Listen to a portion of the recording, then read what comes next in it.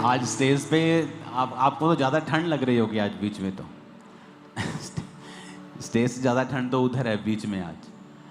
I think थोड़ा ऊपर करके लगाने चाहिए और क्या ठीक है इधर ऊपर चाहिए पंखे ये वाले तो हाथ खड़ा करो आगे वाले लोग थोड़ा जो पानी फेंक रहे क्या ठीक है तो हाथ खड़ा करो अगर ठीक लगे हैं तो। अच्छा ठीक वाले ज़्यादा हैं। तारीफ करो खुदाबंद के नाम की जोर से।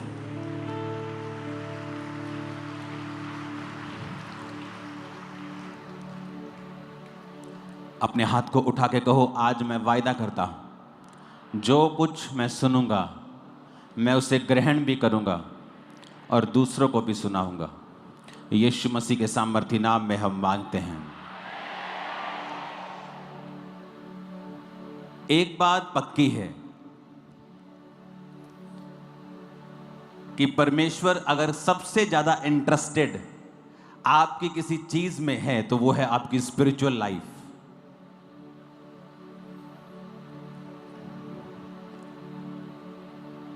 ये भविष्यवाणियां ये चंगाई ये बरकतें ये सभी इसी धरती के लिए हैं और परमेश्वर ने दी हैं। इनकी निंदा करना परमेश्वर की निंदा करने के बराबर है क्योंकि चंगाई मिरेकल्स बरकतें ये शैतान ने नहीं बनाई। तो इनकी निंदा करने का मतलब है कि आप अपने आप को इनके योग्य करार नहीं दे रहे हैं। आप परमेश्वर के द्वारा बनाई गई चीजों को रिजेक्ट कर रहे हैं। लेकिन दूसरा पहलू यह भी है कि परमेश्वर ने इसे बनाया क्यों है। वचन यह कहता है कि परमेश्वर ने इसे इसलिए बनाया है कि हम लोग अपनी आत्मिक जिंदगी में और मजबूत हो सकें। क्योंकि अगर किसी को उन चीजों से चंगाई मिली है जो मेडिकल साइंस नहीं कर सकी जो जड़ी बूटियां नहीं कर सकी तो उस व्यक्ति का विश्वास परमेश्वर के ऊपर बढ़ जाता है। और जब उस व्यक्ति का विश्वास परमेश्वर के ऊपर बढ़ता है तो उसका आउटकम क्या आता है। उसका रिजल्ट ये आता है कि वो व्यक्ति परमेश्वर के वचन के ऊपर यकीन करने लगता है। तो जो अगर परमेश्वर का वचन किसी चीज को पाप कहता है तो वो उस पाप को छोड़ने लगता है क्योंकि उसने परमेश्वर की कृपा का स्वाद जो है वो चख लिया है। कितने मेरी बात को समझते हैं।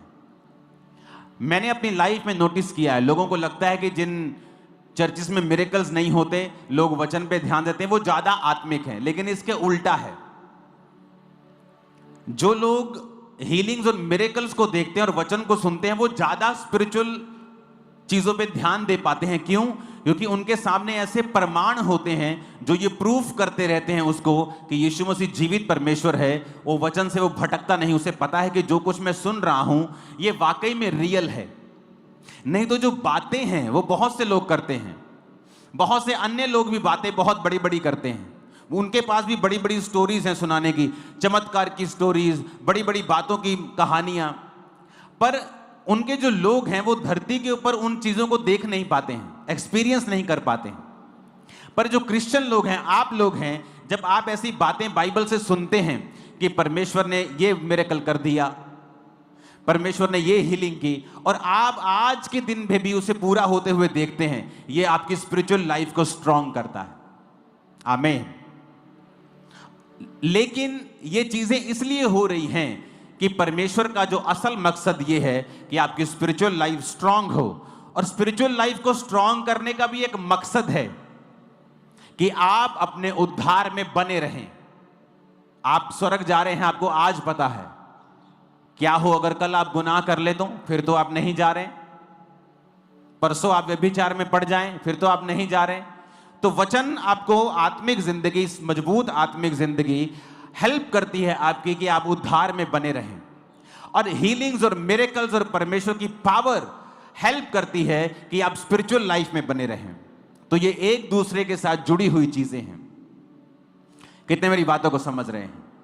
इसलिए जो कुछ परमेश्वर ने इंतजाम किया है उस इंतजाम को कभी भी निंदा ना करें। जो कुछ परमेश्वर ने दिया है उसको एक्सेप्ट करें, उसकी तारीफ करें और आगे बढ़ें और देखें फिर परमेश्वर किस तरह से आपकी लाइफ में रास्तों को ओपन करता है। आमीन। अगर आप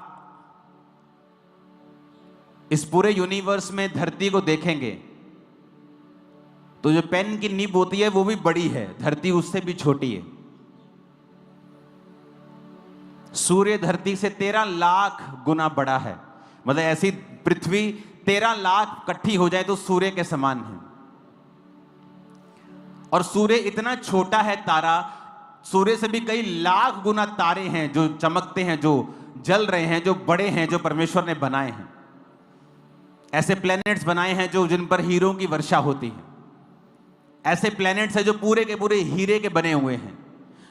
यूनिवर्स परमेश्वर ने ऐसा बनाया और धरती एक बिंदु के समान है। मैं ये क्यों कह रहा हूं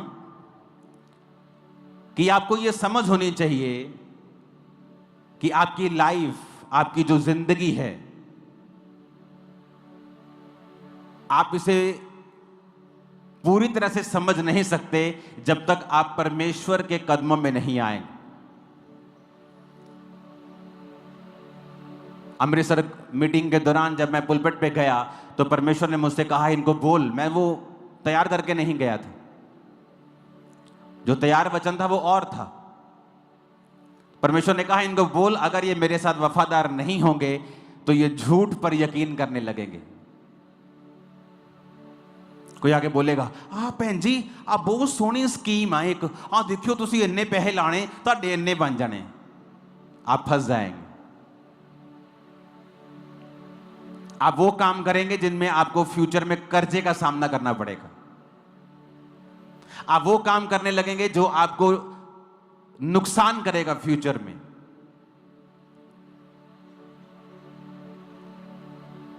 परमेश्वर ने कहा जो लोग मुझसे वफादार नहीं हैं वो झूठ पर यकीन करने लगेंगे। परमेश्वर आपके खिलाफ नहीं होता, लेकिन उसका यह सिस्टम है कि सारी चीजें आपके खिलाफ काम करना शुरू कर देती हैं। जब आपके जीवन में परमेश्वर नहीं होता और चीजें आपके खिलाफ काम करती हैं, फिर कोट्स निकलते हैं। जिंदगी एक संघर्ष है, जिंदगी दुखों से भरी हुई है। फिर वो सारी चीजें निकलेंगी जो परमेश्वर ने नहीं निकाली आपके लिए। वो तो कह रहा है कि जिंदगी एक ब्लेसिंग है, मैंने तुझे दी है, सारे सुख मैंने तेरे लिए बनाए हैं, तुझे क्या करना है, तुझे मेरे साथ चलना है। स्पिरिचुअल लाइफ पे जब आप बढ़ने लगते हैं और आप एक फैसला करते हैं कि आज से मैं परमेश्वर के संग चलूंगा, आप जैसे ये फैसला करते हैं, हो सकता है बाहरी रूप से आपको कोई भी बदलाव कुछ दिनों तक, कुछ महीनों और शायद कुछ सालों तक भी दिखाई ना दे। इसका मतलब यह नहीं है कि परमेश्वर आपके विषय में सोच नहीं रहा या काम नहीं कर रहा है। एक स्टोरी को हम जानते हैं रूत की। नियोमी, उसका पति, वचन कहता है जब आप रूत की पुस्तक पढ़ते हैं कि जब बैतलहम में, जब उनके घर में अकाल पड़ा तो वो मोआब देश में चले गए। बैतलहम ऊंचा है, मोआब नीचा है।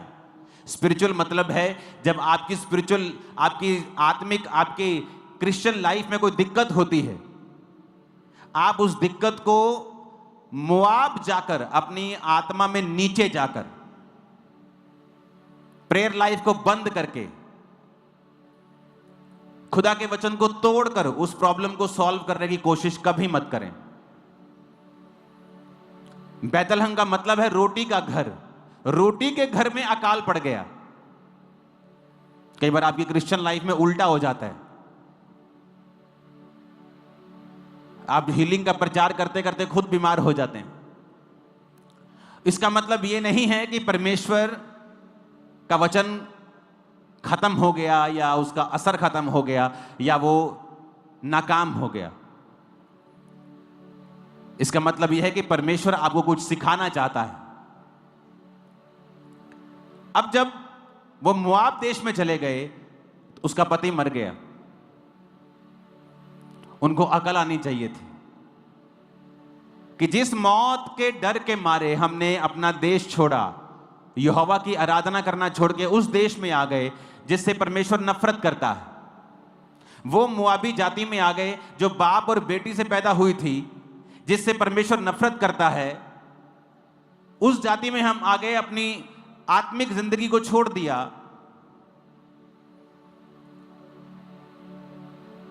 पर समझ नहीं आई। पति मर गया फिर भी समझ नहीं आई। कुछ लोग ढीठ होते हैं, जब परमेश्वर उन्हें सजा देता है वो उसको समझते हैं कि नहीं ये परीक्षा होगी, लेकिन कई बार वो परीक्षा नहीं होती, परमेश्वर उन्हें कुछ दिखाता है, फिर भी वो समझी नहीं। और जब उसके दोनों बेटे मर गए और वो खाली हो गई और सिर्फ अपनी 2 बहुओं के साथ हो गई, और फिर उसे समाचार मिला कि तेरा अपना देश बहुत प्रॉस्पर हो रहा है, तो वचन कहता है वो सोचने लगी कि मैं बैतलहम वापस जाऊंगी। जब वापस जाने लगी, दोनों बहुओं को बुला के पूछा कि बेटियों तुम वापस चली जाओ, मेरे पास कोई पुत्र नहीं है कि मैं तुम्हारी दोबारा शादी कर दूं, मेरे पास कोई बेटा नहीं है, ना ही मैं पति करूंगी कि उसका मेरे बच्चे हों और फिर तुम उनसे शादियां करो, क्या उनके सियाने होने तक तुम आशा लगाई रहेगी? तो वापिस चली जाओ। तो वचन कहता है जेठानी वापिस चली गई, ओपरा वापिस चली गई। उसने संसार को चुना, पति के सुख को चुना, पर उसे यह मालूम था कि मेरी सास जीवित परमेश्वर को मानती है। कई बार आप ऐसे क्रिश्चियन घर में चले जाते हैं जो खुद तो परमेश्वर को नहीं मानते होते, जो खुद तो परमेश्वर के खिलाफ हैं, लेकिन एक जन उस घर में ऐसा चला जाता है जिसको पता होता है कि ये परमेश्वर तो जीवित है, लेकिन ये आदमी सारे गड़बड़ हैं, ये नहीं मानते अच्छी तरह से परमेश्वर को, लेकिन जिस परमेश्वर के पास मैं आई हूं ये वाकई जीवित परमेश्वर है। तो रूत ने क्या कहा? रूत कहती मैं तेरे संग चलूंगी, तेरा परमेश्वर मेरा परमेश्वर होगा, मृत्यु के अलावा कोई भी मुझे तुझसे अलग नहीं कर पाएगा, तेरे लोग मेरे लोग, तेरा प्रभु मेरा प्रभु।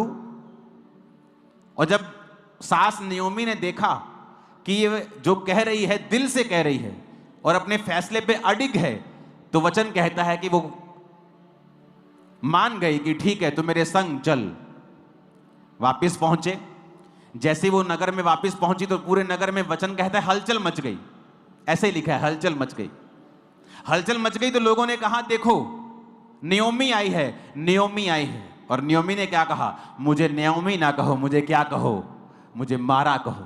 मैं कड़वी होके वापिस आई हूं।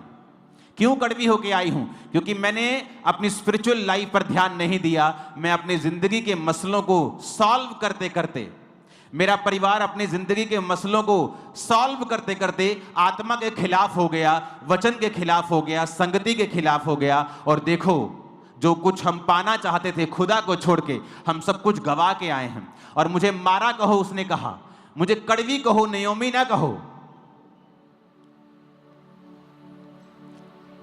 लेकिन एक खूबसूरत चीज थी जो परमेश्वर कर रहा था उस घटना के दौरान भी, क्योंकि वो आपका परमेश्वर प्रेमी परमेश्वर है और वो नहीं चाहता आप नाश। वो आपका परमेश्वर जो खूबसूरती पैदा कर सकता है राख में से भी, सिर्फ आपको मुड़ने की जरूरत है खुदाबंद की ओर। आप जब फैसला कर लेते मैं परमेश्वर की ओर मुड़ूंगा, आप सोच लेते कई बार नयोमी की लाइफ में अब क्या बचा था? कुछ नहीं। बेटे मर गए, पति मर गया, एक बहू छोड़ के चली गई, एक बहू रह गई, कोई कुछ नहीं है लाइफ में, कोई पैसा नहीं है, कोई काम धंधा नहीं, बूढ़ी हो चुकी है, सब कुछ गवा के फिर भी उसने कहा कि ठीक है मैं परमेश्वर के पीछे चलूंगी। तो क्या हुआ? परमेश्वर एक खूबसूरत चीज उनकी लाइफ में करता है। रूत 2 बाब में, जो मैंने आपको वचन सुनाया वो 1 बाब का था, अब 2 बाब का 2 अध्याय का सुना रहा हूं। रूत 2 उसकी 2 और 3 आयत में लिखा है, मोआबिन रूत ने नयोमी से कहा मुझे किसी खेत में जाने दे कि जो मुझ पर अनुग्रह की दृष्टि करके करे, उसके पीछे पीछे मैं सीला बीनती जाऊं। यानी जो खेत में फसल काटते थे तो फसल जो बच जाती है थोड़ी थोड़ी, मैं उसे बीनती जाऊं, उसे उठाती जाऊं। उसने कहा जा, चली जा बेटी। तो नयोमी ने अपनी बहू को कहा जा, क्योंकि वो कटनी के दिन थे तो उसे मालूम था कि कुछ खाने को मिल जाएगा। इसलिए वो जाकर एक खेत में लवने वालों के पीछे बीनने लगी। जिस खेत में वो संयोग से गई थी वो एलीमेलेक के कुटुंबी बोअज का था।